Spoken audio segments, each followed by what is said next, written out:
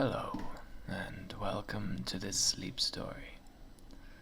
I'm Samson, and I'm going to be reading to you. Our story begins in northern Scotland, on a train platform in the Outer Hebrides. With the wind blowing in from the west over the lochs and fells,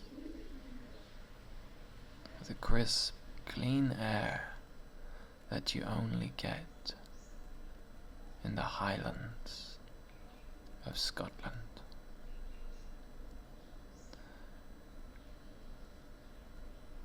The air is so fresh. Every breath invigorates your soul, your mind, and your body. And completely alone on this train platform, the gentle hum in the distance of the approaching train begins to come into view.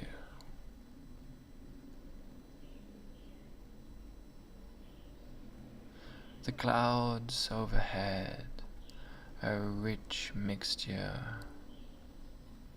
of fluffy, white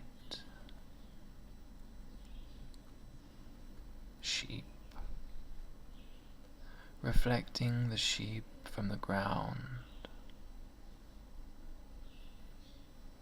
The scene is tranquil, enlivening, and rich with nature.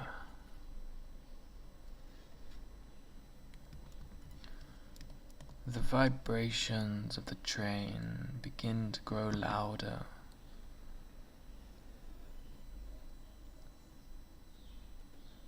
As it slowly starts to pull into the platform. You reach up to the train door and open it. And as you enter, the smell of English crumpets fills the air. You close the door behind you and start to walk along the green and red tartan floor. You pass by several empty passenger compartments before entering the dining car.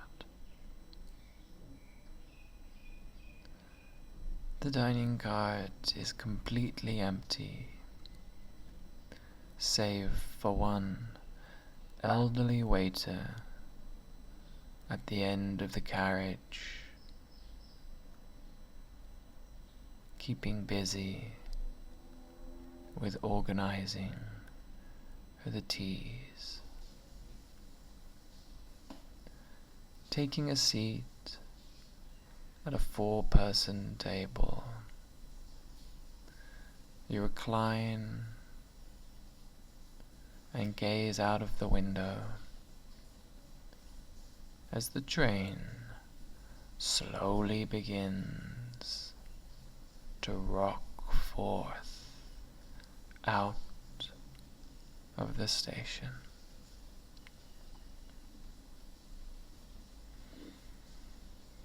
You notice a small butterfly perched on the outside of the window. Fly away.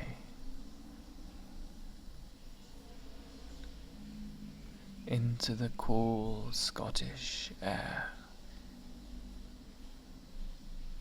And you imagine your own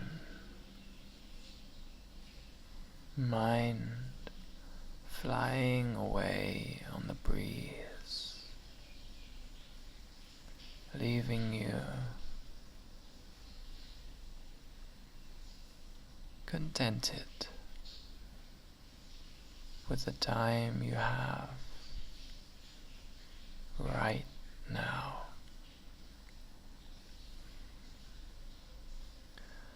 The old man at the end of the carriage turns around and meets your gaze.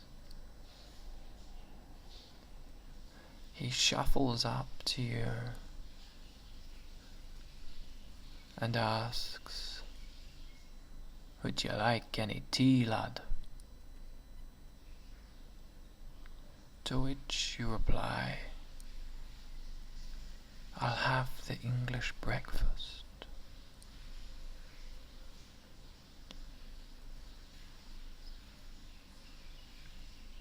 The man returns with a hot pot of steaming British tea and places it on your table.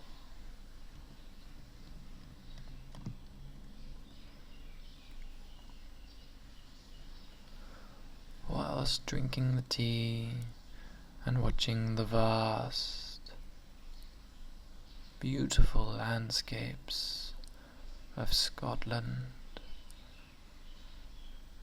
ebb and flow outside the window, you mull the little things in life that really give it pleasure. You mull the fine feel of a cotton tablecloth,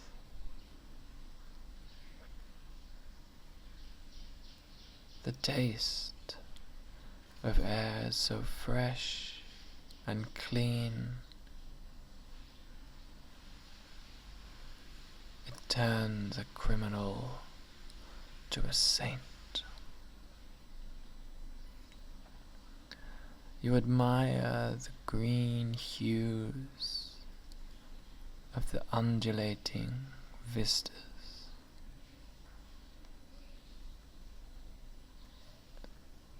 and remain thankful for the opportunity to exist here in this moment.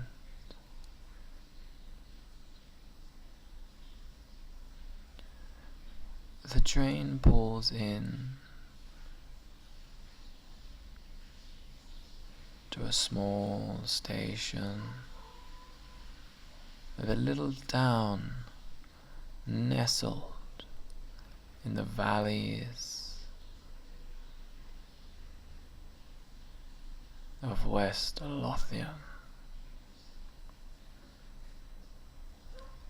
and a small boy in a yellow raincoat with blue Wellington boots and a rucksack climbs aboard with an elderly lady who has a tartan beret, a walking stick, and a pair of bright pink tights on. This unlikely couple enter your dining carriage and take the table opposite to yours.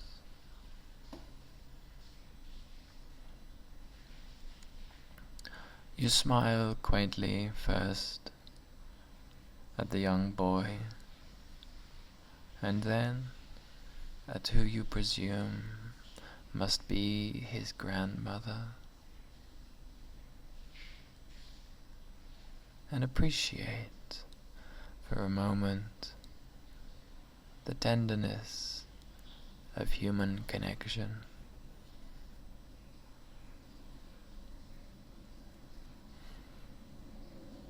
The boy turns to the window and presses his face to the glass, whilst the roaring of the train begins to pick up, and the waiter says, "We're going up the highest road in Scotland." The boy turns to his mother and says, "I always wanted to go on this train." And the grandmother looks at her grandson and smiles quaintly at the boy and says, "You will have the chance to go on many trains in your life, William."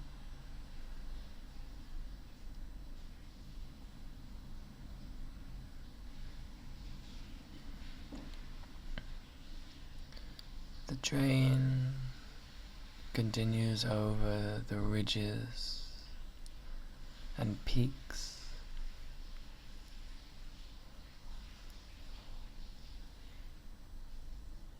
of the fells and hills of Scotland before reaching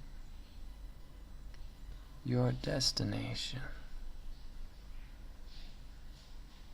where you disembark the train and come to peace with yourself and your journey.